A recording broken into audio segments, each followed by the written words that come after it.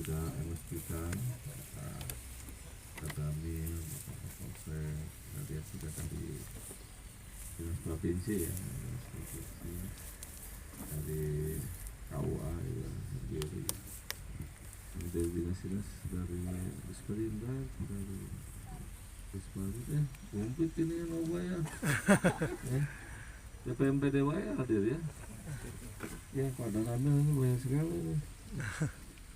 Ya, pun sadayana yang bisa hormat, alhamdulillah luar biasa hadir di acara memulai sungai. Ya. Jadi ini sungai sebagai pusat peradaban ya judulnya. Jadi memang kalau kita lihat ya termasuk di kita dulu ya. Kalau di Eropa sampai sekarang kan masih bertahan. Kemarin yang banyak diberita itu ya tentang Swiss. Ya. Jadi kalau di Eropa itu rata-rata sungai itu bukan di belakang tapi di depan. Di rumah itu menghadap sungai. Jadi biasanya kan kalau buang ke belakang ya.